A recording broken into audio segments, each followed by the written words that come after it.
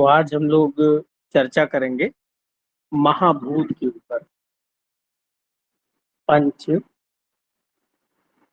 महाभूत।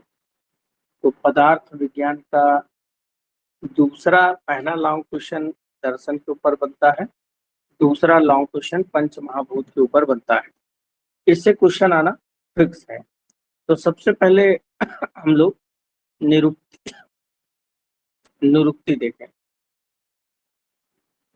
कि पंच महाभूत में महाभूत या भूत शब्द कैसे उत्पत्ति हुआ। तो हम लोग भूत के बारे में बात करेंगे कि भूत क्या है।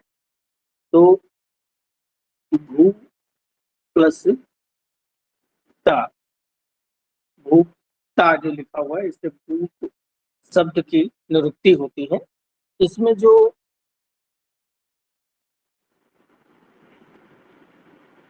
आधा का उता कक्ता ये प्रत्यय है। ये क्या है? उपसर्ग हमेशा आगे लगता है और प्रत्यय हमेशा पीछे लगता है। तो इसका अर्थ क्या हुआ? भू प्लस त्या, इसका मतलब होता है भू सत्तायाम। इसका क्या मतलब होगा? भू सत्तायाम, इसका यह मतलब हुआ। अर्थात क्या है? जिसकी सत्ता। भूत का अर्थ मतलब, भूत का मतलब क्या हुआ?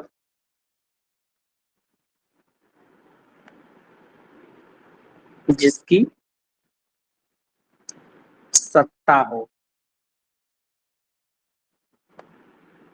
जिसकी सत्ता हो या जो विद्यमान रहता है उसे भूत कहते हैं। अब जिसकी सत्ता हो या अब ये सत्ता का क्या मतलब? जैसे आप लोग अभी पढ़ाई कर रहे होंगे, पढ़ाई करते समय आपकी बुक रखी होगी टेबल पे। तो जहां पर टेबल पे आपकी बुक रखी है तो उस स्थान क्या हो गया? उस स्थान को उस बुक ने घेर लिया। तो क्या उस स्थान पर कोई और चीज रख सकते हैं? तो तभी रख सकते हैं जब उस बुक को हटा दो, तब दूसरी चीज रख देंगे। तो उस बुक ने उस स्थान को घेर लिया है जिसको बोलते हैं सत्ता। यानी कि जो भूत होते हैं इनकी सत्ता होती है, ये इस संसार में अपने स्थान को ग्रहण करते हैं या विद्यमान रहते हैं, उसे भूत कहा जाता है। भूत जो होते हैं किसी से उत्पन्न नहीं होते हैं। अगर भूत के बारे में बात किया जाए, भूत किसी के कार्य नहीं होते,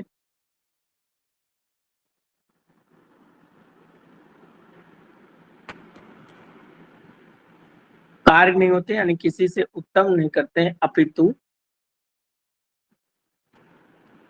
महाभूत को उत्पन्न करते हैं।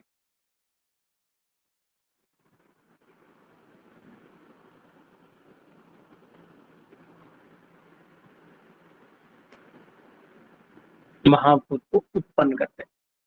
अब कई बार ये मन में कंफ्यूजन आप लोगों के होता है कि यार महाभूत क्या है, भूत क्या है, कंफ्यूजन होता है। इसमें कंफ्यूजन की कोई बात नहीं है। भूत का मतलब अति सूक्ष्म, जहां इसको अलग से लिख लें। भूत का मतलब क्या होता है? अति सूक्ष्म, जो आंखों से ना दिखाई दे। जो आंखों से ना दिखाई पड़े वो क्या है? भूत है। जैसे बैक्टीरिया वगैरह भी नहीं दिखाई पड़ते हैं, वायरस बैक्टीरिया। तो जब हम किसी बीमारी को पढ़ रहे होंगे तो वहां पर अगर भूत शब्द आता है तो उसका मतलब वायरस बैक्टीरिया होता है। यहाँ पर हम पंच महाभूत पढ़ रहे हैं। भूत मतलब बहुत सूक्ष्म, जो आंखों से दिखाई न पड़े। और जो महाभूत होते हैं ये क्या होते हैं? भूत के व्यक्त स्वरूप। भूत के व्यक्त, व्यक्त का मतलब जो दिखाई पड़े, जो दिखाई पड़े वो व्यक्त स्वरूप। जैसे मैं आपसे ये कहूं ये आपके सामने बुक रखी है, बुक में एटम होंगे, एटम मिलकर मॉलिक्यूल बनाएंगे, मॉलिक्यूल मिलकर जो है बुक का निर्माण करेंगे।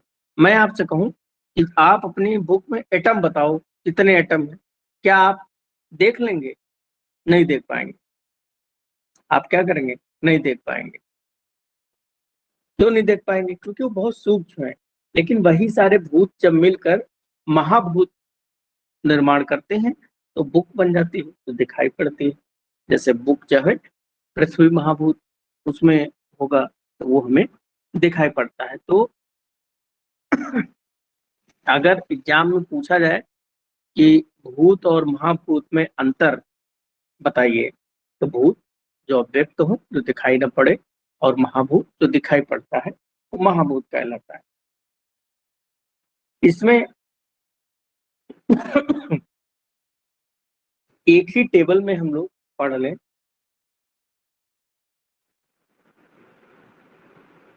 वैसे यहाँ पर एक चीज और छोटा सा पॉइंट है। जैसे मैं ये कहूँ, भूत का मतलब क्या होगा? परमाणु, एटम। और महाभूत जब दो परमाणु आपस में मिलते हैं,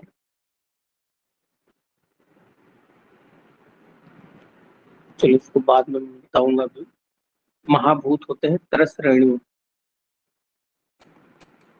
तरस रेणु मतलब मॉलिक्यूल। ठीक है, इसको इस तरह भी समझ सकते हैं। अब एक टेबल पंच महाभूतों की बनाते हैं। अच्छा, पंच महाभूत उत्पत्ति कैसे होती है, ये भी जो है जानना जरूरी है कि पंच महाभूत कैसे उत्पन्न होते हैं, उनके काम क्या होते हैं।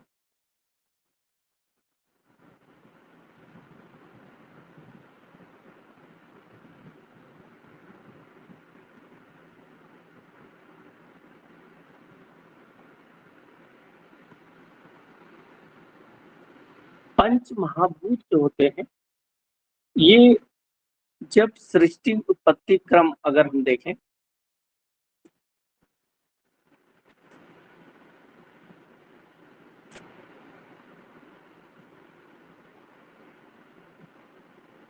इसको हम लोग डिटेल से भी पढ़ेंगे बाद में, सृष्टि उत्पत्ति क्रम।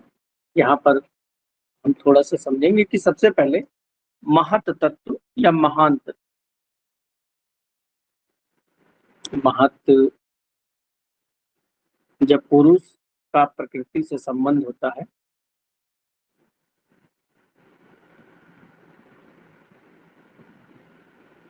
प्रकृति जो कि अव्यक्त होती है,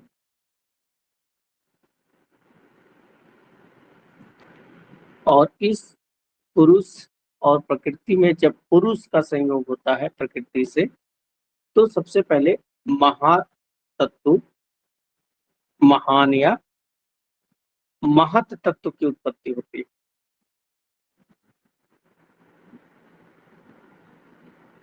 और इस महत या महत्व को हम लोग बुद्धि भी समझ सकते हैं। अगर किसी को बुद्धि आई तो उसको अहंकार भी आएगा, फिर इसको अहंकार की उत्पत्ति हो गई। अहंकार जो होता है, क्योंकि प्रकृति ऊपर जो है त्रिगुणात्मक होती है, सत्व रज तम, वैसे ये अहंकार भी त्रिगुणात्मक हो जाता है। एक अहंकार का पार्ट जो बनता है, वैकारिक, तेजस और भूत आदि।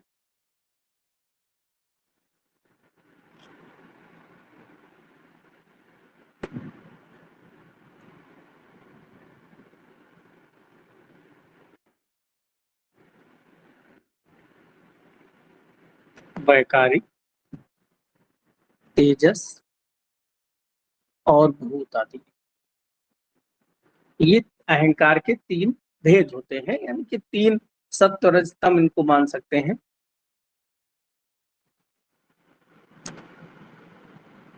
अब यहाँ पर जो तेजस अहंकार है और जो भूत आदि है, इन दोनों के मिलने से पंच तन्मात्राओं की उत्पत्ति होती है।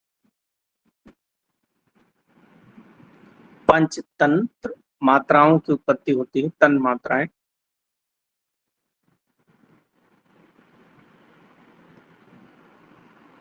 पंच तन मात्राओं की उत्पत्ति हो गई।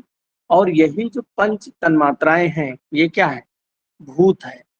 और इन्हीं तन मात्राओं से पंच महाभूत की उत्पत्ति होती है। देखिए, अब यहाँ पर पंच तन्मात्राएं जो हैं, अगर आप उनको भूत भी कह सकते हैं, उसको पंच तन्मात्राएं भी कह सकते हैं। दूसरा, अगर आप देखें कि वैकारिक और तेजस ये दोनों जो मिलते हैं, तो इनकी सहायता से एकादश इंद्रियों का निर्माण होता है। इनकी सहायता से क्या बनता है, एकादश इंद्रियां बनती है। लेकिन देखिए, ये जो तेजस है, तेजस ये क्या है, ये सहायता कर रहा है, इसीलिए इसको बोलते हैं सहायतार्थ। और तेजस को हम लोग रज, भूत आदि को तम, और वैकारिक को सत्व समझ सकते हैं। ठीक है, देखो एक ही टेबल में कितनी सारी बातें। हालांकि हम लोग जब सृष्टि उत्पत्ति क्रम पढ़ेंगे तो वहां चरक का और सुश्रुत का पढ़ेंगे। और इंद्रियां आयुर्वेद में भौतिक मानी गई हैं, क्योंकि यहाँ पर सृष्टि उत्पत्ति क्रम अगर सुश्रुत के अनुसार देखें तो यहाँ पर देखिए इंद्रियां अहंकारिक हैं, क्योंकि इंद्रियों की उत्पत्ति कहाँ से हुई, ये इंद्रियां देखिए अहंकारिक हैं, क्योंकि अहंकार से उत्पत्ति। जबकि हम लोग जब चरक का पढ़ेंगे तो वहां पर हम देखेंगे कि इंद्रियां कैसी होती हैं, भौतिक होती हैं। तो इसमें केवल हमको अभी क्या देखना है, हमको अभी देखना है कि महाभूत कैसे उत्पन्न हुए हैं। यहाँ पर हमको क्या देखना है, केवल देखना है महाभूत कैसे उत्पन्न हुए। तो महाभूत उत्पन्न हुए तेजस और भूत आदि, जब अहंकार आपस में मिलते हैं तो उनसे पंच तन मात्राएं, और पंच तन मात्राएं जब बड़ी हो जाती हैं, जब आपस में मिलती हैं तो उनसे पंच महाभूत की उत्पत्ति होती है।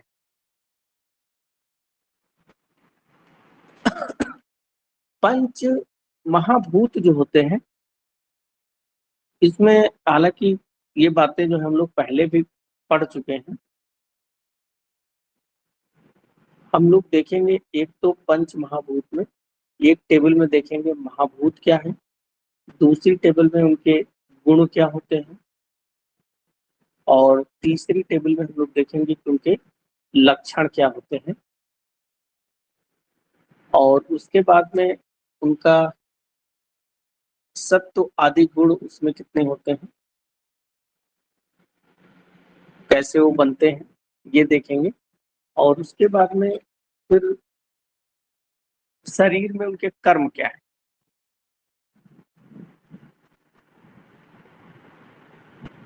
शरीर में कर्म क्या है।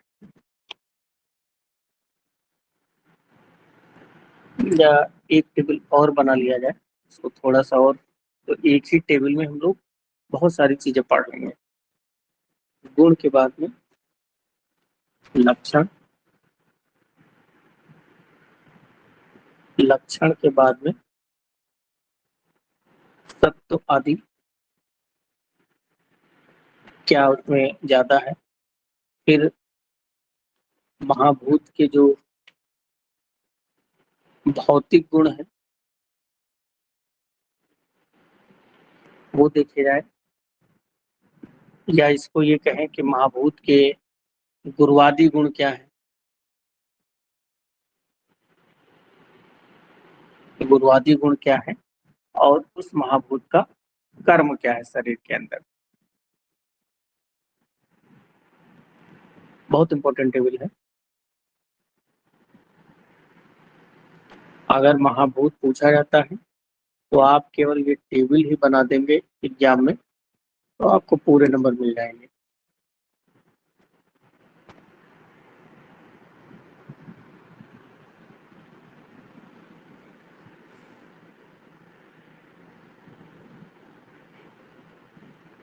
और इस टेबल को याद करना बहुत आसान है।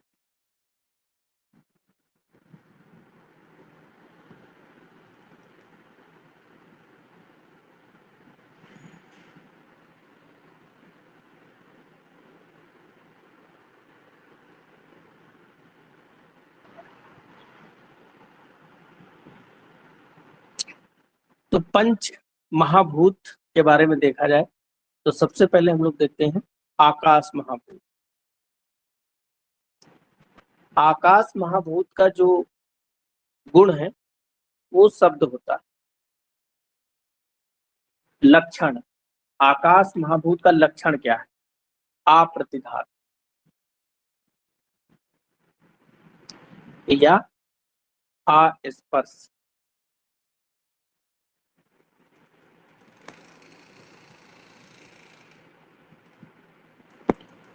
देखिए अब इसका पहले मतलब समझिए तो बातें समझ में आती रहेंगी। अप्रतिघात का मतलब क्या होता है? जैसे अस्पर्श का मतलब क्या है? आसमान इतना विस्तृत, इतना बड़ा है, क्या आकाश को कोई छू पाएगा? आकाश को छू ही नहीं पाएगा, क्योंकि आकाश का मतलब है खाली स्थान, और खाली स्थान को कौन छू पाएगा? अस्पर्श। और जहां पर कोई, जैसे हवाई जहाज है, हवाई जहाज उड़ता हुआ जा रहा है, तो क्या हवाई जहाज दीवालों से थोड़े टकरा टकरा जाता है? अप्रतिघात का मतलब उसके ऊपर कोई आघात नहीं लग रहा है, क्योंकि आसमान विस्तृत है, खाली स्थान है, कहीं पर भी जाइए, तो ये इसका लक्षण है। अब इसमें सत्यवादी देखें तो आकाश में सत्य गुण बहुत होता है। अब आकाश में गुरुवादी गुण क्या होते हैं? तो आकाश जो है मृदु है, सूक्ष्म है, मृदु, सूक्ष्म, लघु, जितनी भी हल्की चीजें हैं, लघु है, विशद है, संलक्षण है, विशद, संलक्षण, बेवाई, शीत, खर। ठीक है। इसमें बेवाई का मतलब क्या है? बेवाई का मतलब आप लोग लिख लें, जो द्रव्य बिना पचे अवशोषित हो जाते हैं और बाद में शरीर में पचते हैं, वो बेवाई द्रव्य कहलाते हैं। बेवाई द्रव्य क्या है? जो पहले पचते नहीं है, पहले एब्जॉर्ब हो जाते हैं और बाद में शरीर में पचते हैं। अब आकाश जो गुण है, ये आकाश महाभूत जो है, ये आपके अंदर, शरीर के अंदर क्या काम करेगा? तो आकाश आपके शरीर के अंदर सबसे पहले खोखलापन उपस्थित करेगा। सौसिर, सौसिर मतलब खाली स्थान। तो आपको भी पता आकाश का मतलब खाली है। शरीर में हल्कापन, आकाश, लघुता, और इसके अलावा मुलायम, मृदुता। तो ये कर्म इसके शरीर के अंदर हो जाएंगे। दूसरा महाभूत देखें, वायु महाभूत। वायु महाभूत का गुण हम लोग बार बार पढ़ रहे हैं, स्पर्श इसका गुण होता है। और हवा क्या है? हवा चलती है। अगर हवा चलती है तो उसका लक्षण कैसा हो जाएगा? चल, चलत। तो यानी कि जब आप पत्ता हिलते हुए देखते हैं तो क्या कहते हैं कि ये हवा चल रही, तो इसका गुण चलत तो हो जाएगा। और जो चलता रहता है वो रज गुण बहुल होता है। रज गुण, जैसे मन है, मन चंचल है, तो आपके अंदर रज गुण होगा। इसमें गुरुवादी गुण जो होते हैं, अगर उनके बारे में देखा जाए तो हवा क्या है? उसके शरीर के अंदर आपके लघुता,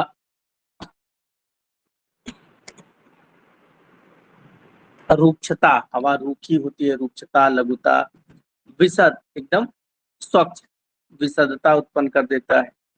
ग्लानि है, ग्लानि।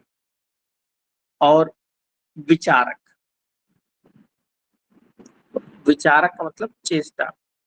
तो जब ब्यान वायु शरीर के अंदर बहती है, तभी देखिए ब्लड सर्कुलेशन वगैरह होता है।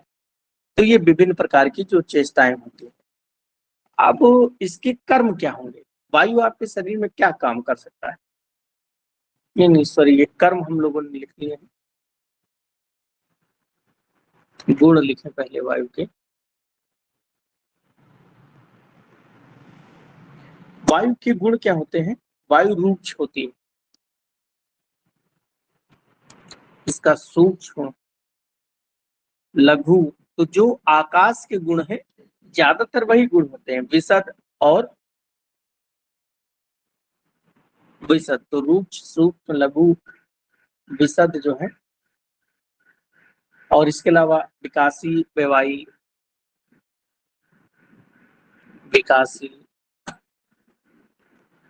व्यावायी। व्यवायी का मतलब अभी बताया था, जो बिना पचे अवशोषित हो जाए। और विकासी का मतलब होता है जो आपके शरीर में संधि बंधन को ढीला करे, वो विकासी द्रव्य है। शीत और खर, शीत और खर, ये गुण होते हैं वात के, वायु के। और इसके काम क्या होगा, तो आपके शरीर में रुक्षता उत्पन्न करना, खरता उत्पन्न करना, रुक्षता, लघुता,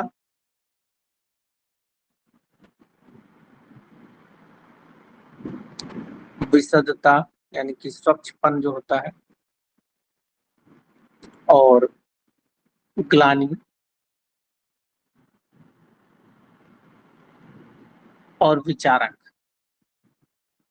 विचारक मतलब चेष्टाएं जो हम लोग करते हैं, वो चेष्टाएं क्या होती हैं, वायु के कारण होती हैं। तो ये वात महाभूत हो गया। फिर इसके बाद में तीसरा देखें, अग्नि महाभूत। अग्नि महाभूत का गुण क्या होता है, रूप होता है। लक्षण अग्नि में क्या होगा, उष्णता होगी, इसलिए इसका लक्षण उष्णत्व हो जाएगा। अग्नि में सत्व गुण बहुल होता है, और साथ ही साथ में अग्नि में रज भी होता है। तो अग्नि में सत्व, रज गुण बहुल होता है। अग्नि के गुरुवादी गुण में क्या होगा, तो अग्नि, सभी जानते हैं कि आग में उष्णता पाई जाती है, तो उष्ण, तीक्ष्णता पाई जाती है, तीक्ष्ण। इसके अलावा आग जो होती है रूक्ष होती है, सूक्ष्म होती है, लघु है, विशद होती है, विशद मतलब स्वच्छ। तो ये गुण किसमें होते हैं, आग में होते हैं, अग्नि में होते हैं। और शरीर के अंदर ये क्या काम करेगा, आग आपके शरीर के अंदर, तो दाह करेगा, आपके शरीर के अंदर पाचन पाक का काम करेगा, प्रकाश, प्रभा, आपके शरीर की जो शरीर की सुंदरता है, प्रभा, उसको प्रकाशित करेगा, और आपका वर्ण अच्छा करेगा। तो ये सारे काम किसके हो जाएंगे, अग्नि महाभूत के। फिर अग्नि के बाद में जल महाभूत देखा जाए, तो जल रस गुण होता है, और इसमें जो लक्षण पाया जाता है वो द्रवत्व, क्योंकि जल क्या है, लिक्विड होता है, इसलिए इसमें कैसा लक्षण पाया जाता है, द्रवत्व गुण पाया जाता है। और ये सत्व और तम बहुल होता है, सत्व तम गुण इसमें बहुल ज्यादा पाया जाता है, सत्व तम बहुल। जल के गुण अगर देखे जाए, लिक्विड होता है, द्रव है, इसके अलावा स्निग्ध है, शीतल होता है, गुरु है, मंद है, सांद्र, सर,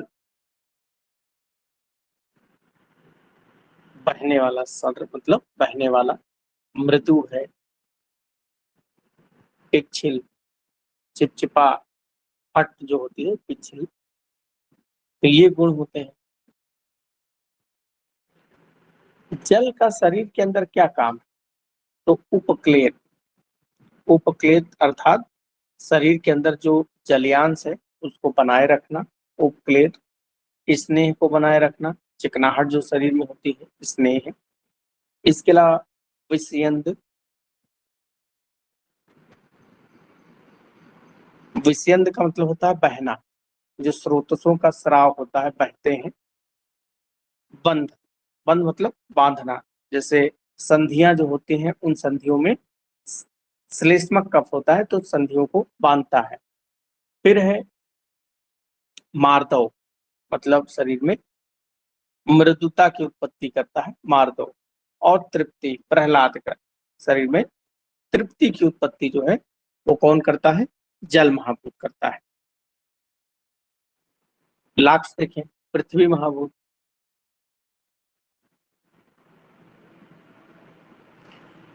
पृथ्वी महाभूत का जो गुण होता है वो होता है गंध।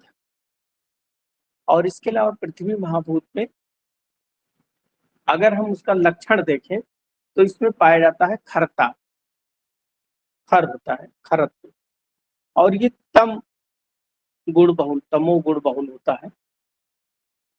और पृथ्वी के गुण देखे जाए तो भारी होता है पृथ्वी, गुरु है, कठिन होती है गुरु, कठिन, विशद, मंद, सांद्र, स्थूल, स्थिर, सांद्र, स्थूल, स्थिर। तो ये गुण किसके होते हैं? पृथ्वी के होते हैं। और पृथ्वी आपके शरीर के अंदर क्या काम करती है? तो आपके शरीर के अंदर उपचय, उपचय मतलब शरीर को बढ़ाना, धातुओं की वृद्धि, उपचय। दूसरा, भारीपन शरीर में, जो गौरव, भारीपन होता है। संघात, जो कॉम्पैक्टनेस होती है आपके शरीर में, कठिनता होती है। और शरीर को स्थिर, स्थिरता प्रदान करता है, स्थिर। तो ये सारे गुण आपके शरीर के अंदर पृथ्वी महाभूत के पाए जाते हैं। तो ये विभिन्न प्रकार के महाभूत और उनका शरीर में क्या काम होगा, बहुत इंपॉर्टेंट है भाई। कोई बहुत, देखिए गुण और कर्म में थोड़ा सा आपको याद करने में दिक्कत होगी, तो गुण एक एक दो दो याद कर सकते हैं, बाकी चीजें लगभग आपको याद है।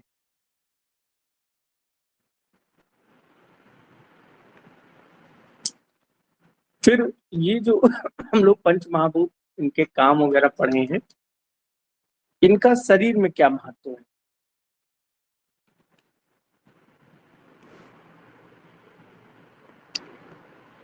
पंच महाभूतों का आयुर्वेद में महत्व।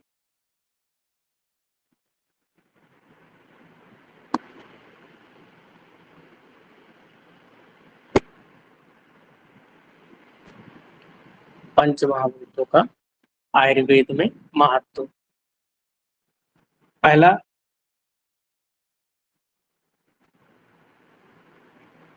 गर्भ विकास एवं पंच महाभूत।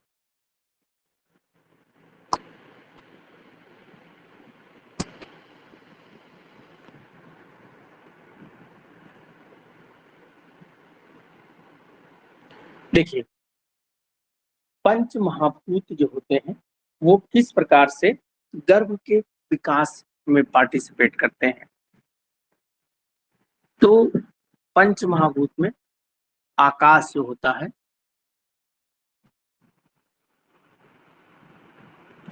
ये किसका काम करता है? विवर्धन।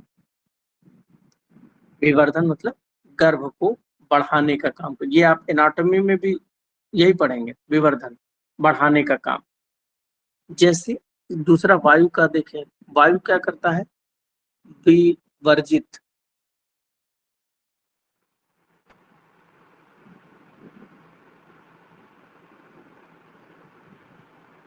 विवर्जित मतलब विभाग, डिवीजन, इसको क्या कहें, सेल डिवीजन जो होता है। जैसे आपने देखा होगा कि ये शुक्र शोणित की वजह से ये गर्भ बना, जिसको हम जायगोट कहते हैं। जायगोट डिवाइड होके दो सेल बनाया, फिर उसके बाद डिवाइड होके चार सेल बनाया। तो ये जो सेल डिवीजन चल रहा है ये वायु के कारण है, लेकिन ये बीच में जो खाली स्थान है ये आकाश महाभूत के कारण है। और ये जो डिवीजन की प्रक्रिया है ये किसके कारण है? ये आपके वायु के कारण। फिर इसमें जो एंजाइमेटिक एक्शन होंगे, अग्नि, अग्नि क्या करता है? पाक, पाक मतलब जो एंजाइम वगैरह के काम होते हैं वो करेगा। जैसे कोई सेल गलत बन जाए तो उसको नष्ट कर देना, या ऊर्जा, भाई सेल डिवीजन होगा तो वहां पर अग्नि ऊर्जा भी तो चाहिए, वो सब कौन करे? अग्नि देगी। फिर जल क्या करेगा?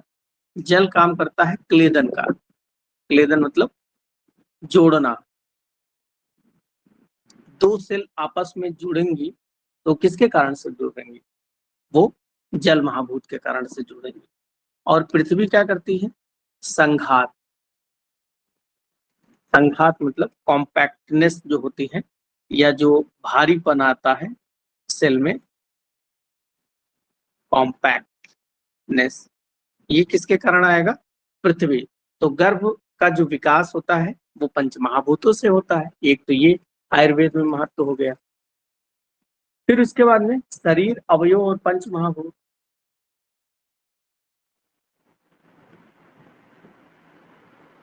उसके पहले हम लोग देखें त्रिदोष।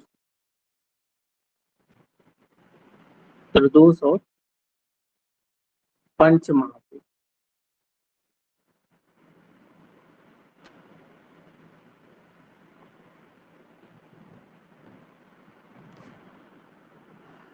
त्रिदोष और पंच महाभूत। भाई त्रिदोष क्या है?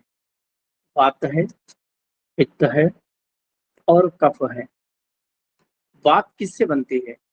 वायु और आकाश महाभूत जब आपस में मिलते हैं तो वायु का निर्माण होता है। पित्त अग्नि महाभूत के कारण से होता है, और कफ जो होता है वो जल और पृथ्वी महाभूत के निर्माण से होता है। तो पंच महाभूत से ही त्रिदोष भी बनते हैं। फिर उसके बाद में षड रस और पंच महाभूत। षड रस यानी कि 6 रस हम लोग पढ़ते हैं। मधुर, अम्ल, लवण, कटु, तिक्त और कसाय। ये 6 रस पढ़ते हैं। मधुर हम लोग पढ़ते हैं जल और पृथ्वी। अम्ल पढ़ते हैं हम लोग पृथ्वी और अग्नि। लवण पढ़ते हैं जल और अग्नि। कटु रस जो होता है वो अग्नि और वायु।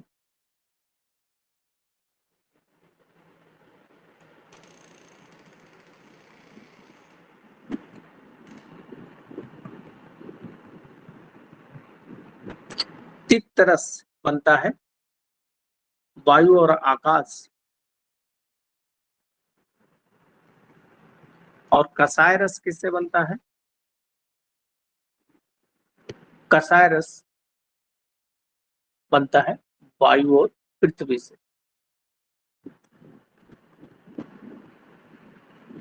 तो रस की भी उत्पत्ति किससे हुई? महाभूतों से हुई। तो हमने देखा गर्भ विकास में महाभूत अपना सहयोग करते हैं।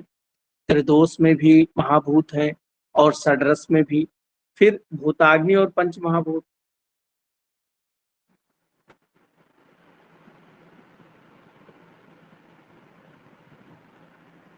भूताग्नि और पंच महाभूत।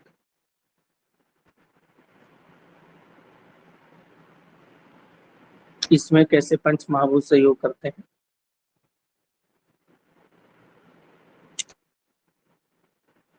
जैसे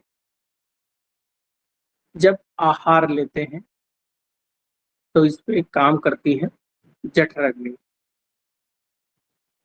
जठर अग्नि के बाद में ये आहार रस बन जाता है, और ये आहार रस अवशोषित होकर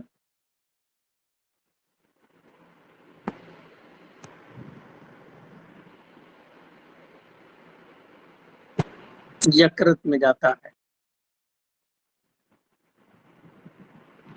और यकृत में क्या है?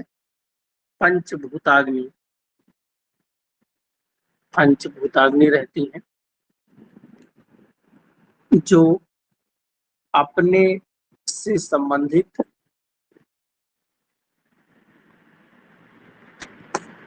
महाभूतों के अणुओं का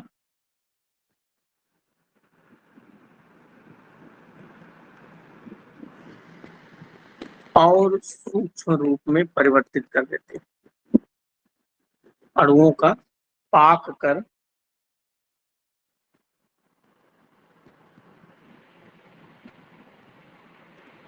और सूक्ष्म रूप में परिवर्तित कर देते हैं।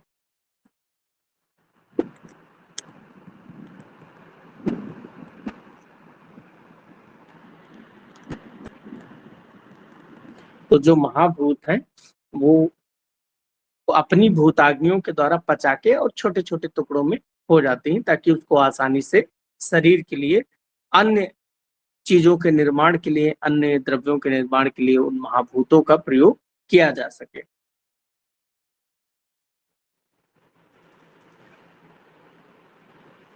फिर देह प्रकृति।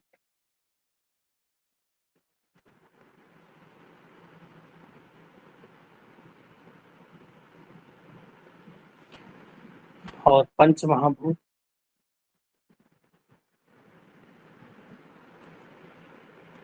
तो महाभूतों के आधार पर 5 प्रकार की प्रकृति।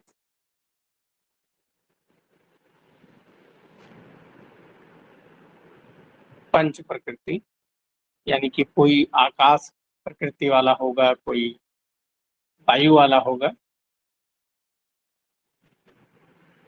तो कोई जल वाला वो हो सकता है। फिर उसके बाद में लास्ट वाला क्या है? शरीर, अवयव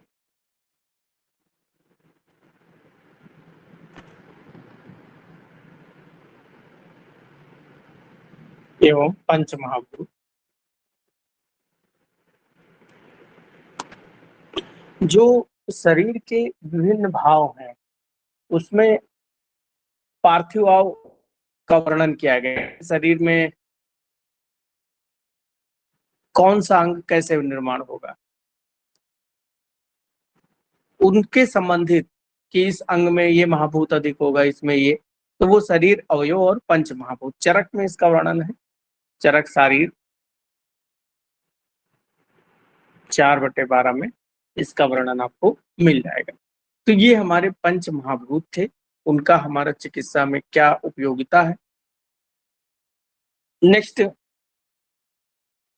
अब हम लोग बात करें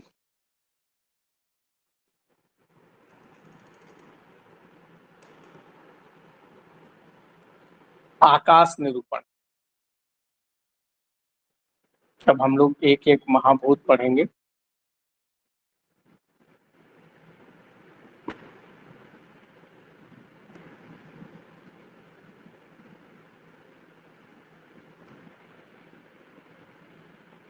आकाश महाभूत।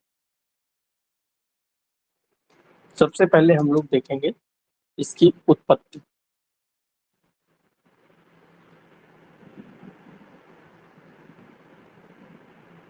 आकाश महाभूत की उत्पत्ति जो है उस आत्मा से, यानी कि परमात्मा से या इस आत्मा से, तो उस आत्मा से या इस आत्मा से आकाश महाभूत की उत्पत्ति हुई है। तो इसमें उस शब्द और इस शब्द का प्रयोग, उस शब्द का प्रयोग परमात्मा से है और इसका प्रयोग जीवात्मा से। जीवात्मा जो हमारे शरीर में रहती है और उस आत्मा परमात्मा जो ईश्वर के पास रहती है। इसका मतलब क्या है? आत्मा तो एक ही है, तो उसी से आकाश महाभूत की उत्पत्ति हुई है। वैसे सृष्टि उत्पत्ति क्रम में अगर देखा जाए तो आकाश महाभूत की उत्पत्ति शब्द तन्मात्रा से हुई है।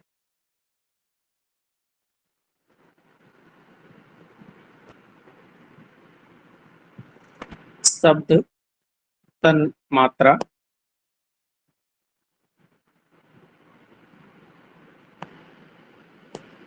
आकाश महाभूत की उत्पत्ति हुई।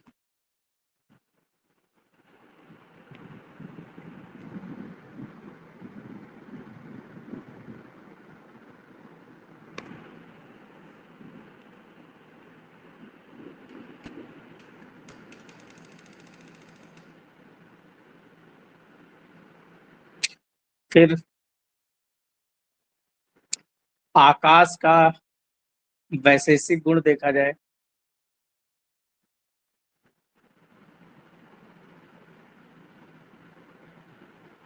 वैशेषिक गुण ऐसा गुण जो आकाश महाभूत में पाया जाएगा, तो इसका वैशेषिक गुण होता है शब्द। आकाश से शब्द की उत्पत्ति होती है, तो ये इसका वैशेषिक गुण होता है, और ये समवाय संबंध से रहता है।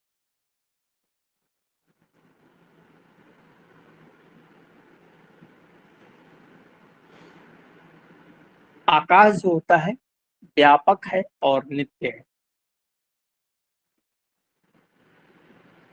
व्यापक अर्थात पूरे ब्रह्मांड में फैला है, व्यापक है, और नित्य यानी कि नष्ट नहीं होता है, नित्य है।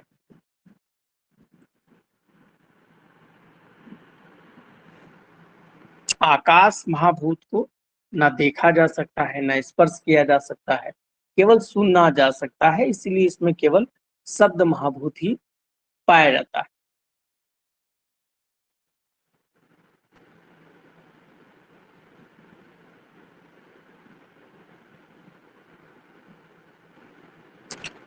नेक्स्ट,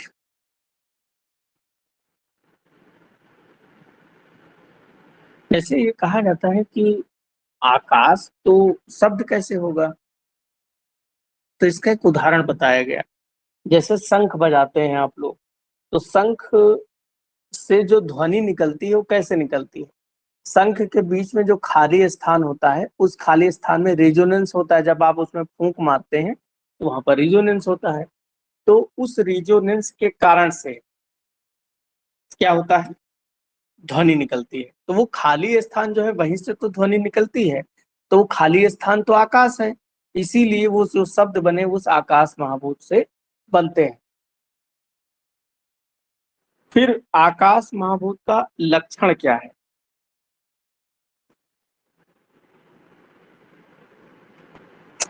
लक्षण हमने पीछे अप्रतिघात इसका लक्षण पढ़ा था, लेकिन इसका लक्षण एक और है, निष्क्रमण और प्रवेश करना।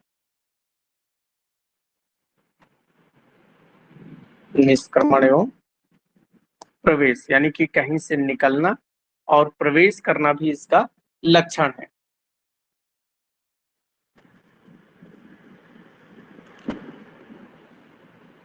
ये निष्क्रमण प्रवेश कहाँ करता है, निकलता कहाँ है? तो ये जो दूसरे महाभूतों में प्रवेश कर जाता है।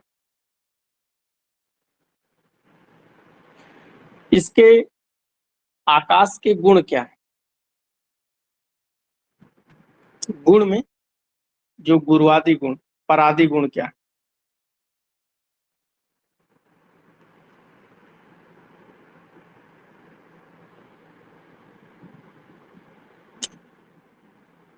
देखो, ये 5 चीजें आप याद रखें: संख्या, परिणाम, प्रकृतत्व,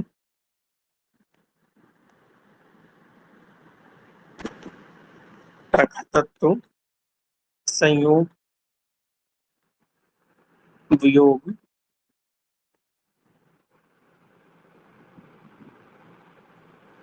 एक चीज इसमें और जोड़ लें,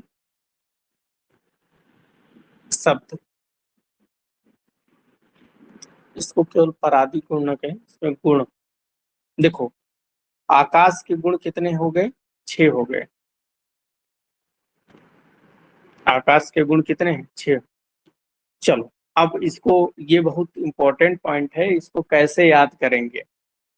सबसे पहली चीज यहाँ देखिए, 5 चीजें जो हैं ये सब में कॉमन होंगी। 5 चीजें जो भी महाभूत होगा सब में कॉमन होगा: संख्या, परिणाम, प्रकृतत्व, संयोग और वियोग। ये 5 चीजें याद रखें, ये सब में कॉमन होंगी। और शब्द इसमें अलग से ऐड हो जाएगा, क्योंकि शब्द जो है आकाश का गुण होता है। शरीर के अंदर आकाशमात्मक भाव क्या है?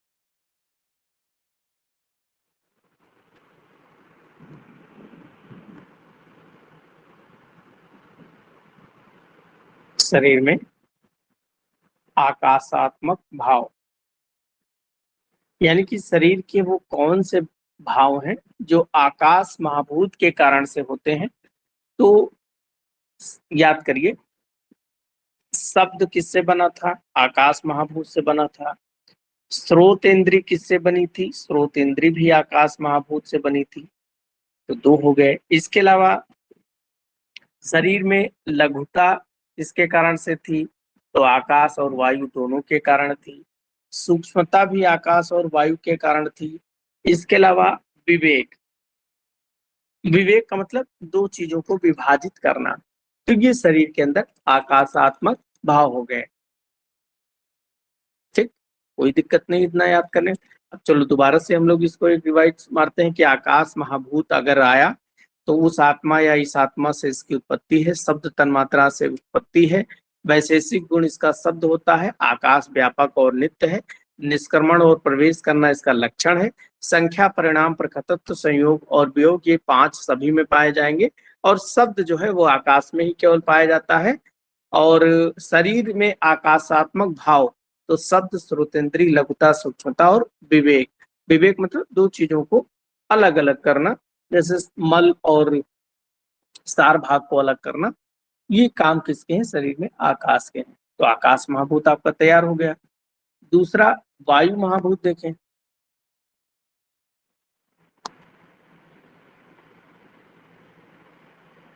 तो वायु महाभूत में भी हम लोग क्या पढ़ेंगे? सबसे पहले इसकी उत्पत्ति कैसे होती।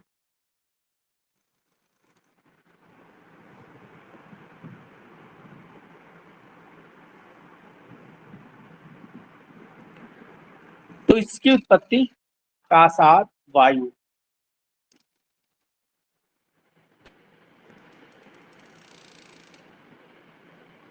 आकाशात वायु यानी कि आकाश से वायु की उत्पत्ति होती थी।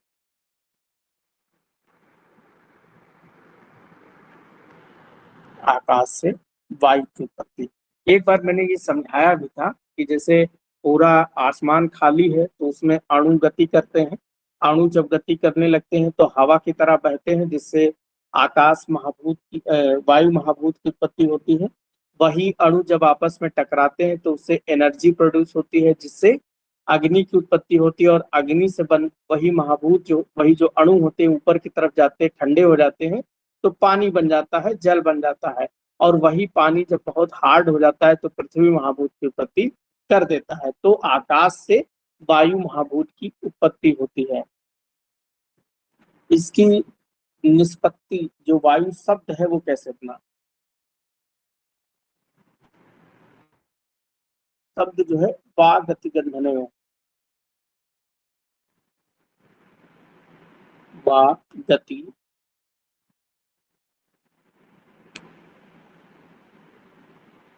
गंधने में।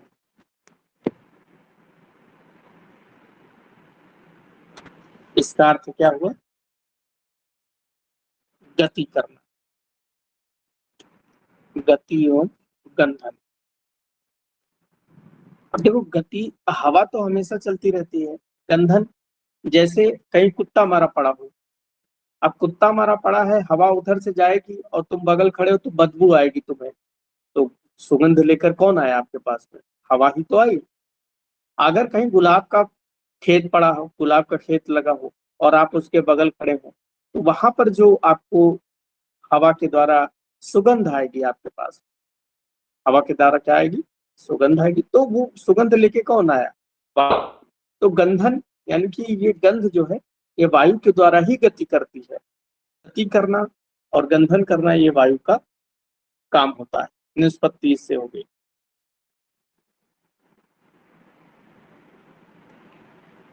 फिर उसके बाद में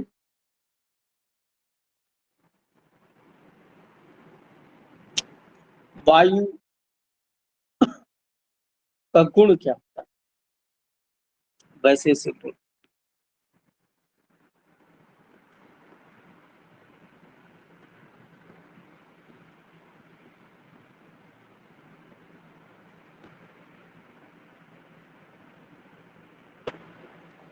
स्पर्श होता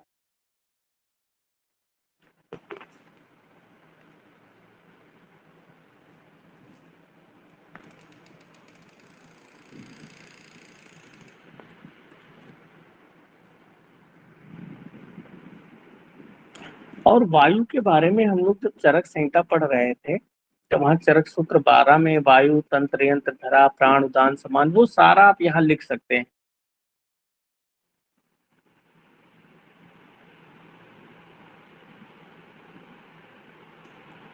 तो वायु ही स्थिति, उत्पत्ति और विनाश का कारण है।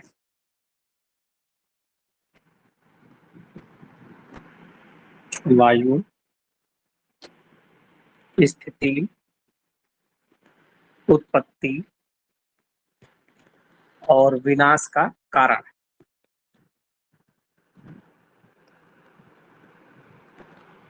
अव्यक्त है। अव्यक्त मतलब दिखाई नहीं पड़ता, परंतु व्यक्त कर्म, व्यक्त कर्म अर्थात इसके कर्मों के द्वारा जब एक कोई काम करता है तो उसके द्वारा हम इसको जानते हैं। जैसे पत्ता अगर हिल लगा रहा है, पत्ता हिलने का मतलब है कि हवा चल रही है, तो उसका कर्म हो गया।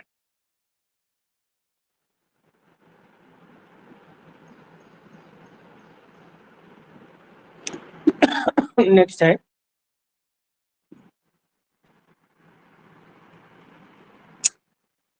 वायु जो है रूप रहित है। जो रूप रहित हो,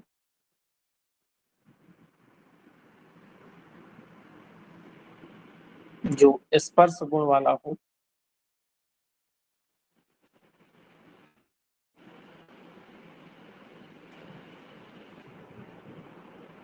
उसे वायु कहते हैं।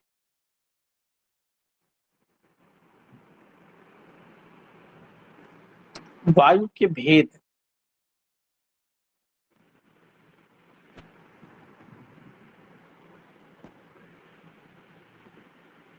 तो वायु के दो भेद होते हैं, नित्य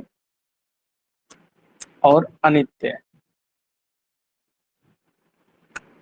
नित्य क्या है, अनित्य क्या है? नित्य है परमाणु स्वरूप। नित्य मतलब जो नष्ट ना हो सके। तो वायु के एटम जो होते हैं, अगर ये एटम के रूप में है तो क्या इसको कोई नष्ट कर सकता है? कोई नहीं नष्ट कर सकता है। और अनित्य है कार्य रूप में। कार्य रूप में ये अनित्य है, यानी कि नष्ट हो सकता है। ये जो अनित्य रूप होता है ये फिर से यहाँ पर डिवाइड होता है कार्य रूप में। एक होता है शरीर विषय,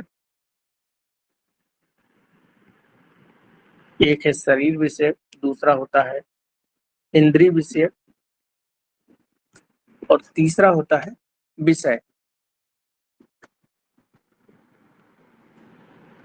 शरीर, इंद्रियों, विषय।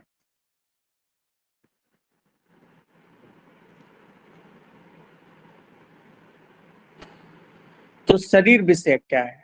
शरीर भेद से वायु जो है लोक में, अर्थात शरीर वायु लोक में है।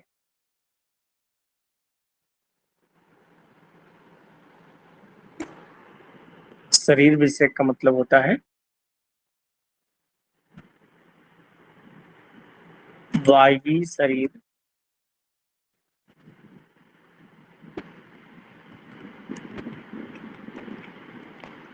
वायु लोक में है।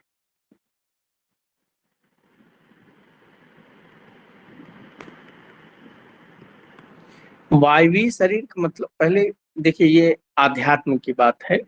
वायु लोक जैसे स्वर्ग लोक होता है, नर्क लोक होता है, वैसे एक वायु लोक होता है। तो जो लोग वायु लोक में रहते हैं उनका शरीर जो होता है वो वायवी शरीर होता है। तो इसको वायु लोक की बात होगी। इंद्रिय भेद से देखें, इंद्रिय भेद से क्या होता है? तो इसमें जो त्वचा आदि इंद्रिय होती है, इंद्रिय विषय में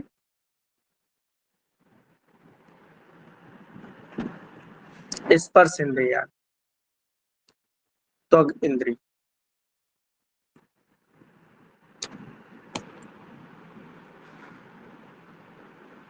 त्वग इंद्रिय में जो बात होती है, वायु होती है। जैसे स्पर्श अगर करें शीत और उष्ण का,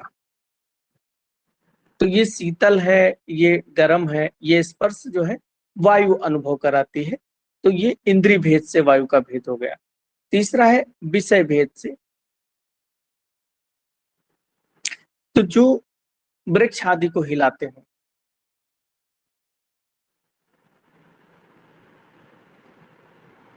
विषय में क्या है, जो वृक्ष को हिलाते हो,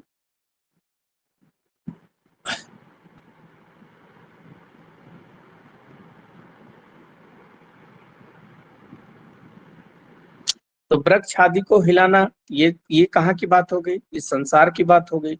लेकिन शरीर में जो है इसके 5 भेद होते हैं, प्राण, उदान, समान, व्यान और अपान।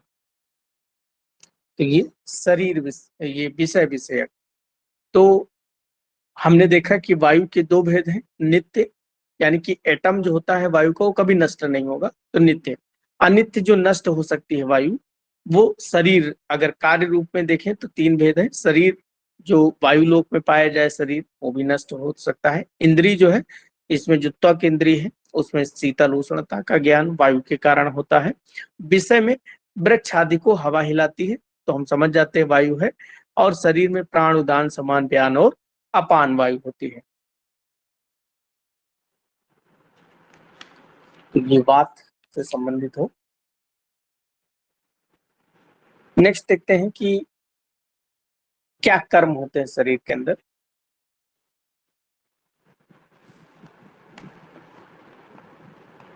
इसके गुण और देख लेते हैं।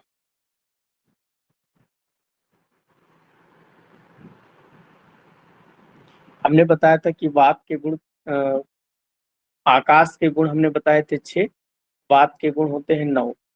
अब 5 चीजें याद करिए जो कॉमन है। क्या है? संख्या, परिणाम, प्रखतत्व, परिणाम नहीं सॉरी परिमाण, संख्या, परिमाण, प्रखतत्व, प्रखत्व अलग करना, इसके अलावा संयोग, विभाग। ये 5 क्या थे? ये कॉमन थे। अब प्लस करके लिखें। एक होता है परत्तु, एक है अपरत्तु। तो ये हो गए परत्तु अपरत्तु। तो 5, 2 7 हो गए। स्पर्श वात का गुण होता है, और हवा चलती है वेग पूर्वक, तो वेग इसका गुण हो गया। अब देखिए, याद करिए इसको दोबारा से। परत्व अपरत्व भी, परत्व अपरत्व, पर का मतलब होता है श्रेष्ठ, अच्छा। अपरत्व मतलब जो है वो कम अच्छा। जैसे ये कहा जाए कि जो पूरब से चलने वाली हवा है वो नहीं अच्छी होती है, लेकिन पश्चिम से चलने वाली हवा अच्छी होती है। तो यही अच्छी है, यानी कि पर वो श्रेष्ठ है, और जो पूरब से चलती है वो अपर है, अश्रेष्ठ है। तो ये पर अपर गुण वात में होता है। तो संख्या, परिणाम, प्रकृतत्व, संयोग, विभाग 5 कॉमन है। परत्व, अपरत्व और स्पर्श वात का गुण होता है, और हवा जो है वेग पूर्वक चलती है, तो वेग गुण होता है। तो ये याद हो गया। फिर उसके बाद में इसमें शरीर में भाव क्या है?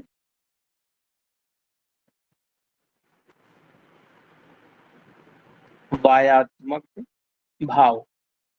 शरीर के अंदर क्या ऐसे भाव है जो वायु के कारण होते हैं? तो शरीर के अंदर स्पर्श, स्पर्श इंद्री, ये बात के कारण से ही होते हैं सब। स्पर्श, स्पर्श इंद्री। इसके अलावा शरीर के अंदर जो रुक्षता है या प्रेरण, जो गति होती है शरीर के अंदर, धातु विहूहन। धातु विहूहन मतलब सर्कुलेशन, जो धातुओं का सर्कुलेशन है वो वायु के कारण होती है। और शारीरिक चेष्टाएं, शारीरिक चेष्टाएं, ये सब किसके कारण से होती हैं? वायु के कारण होती है। ठीक है, तो इनको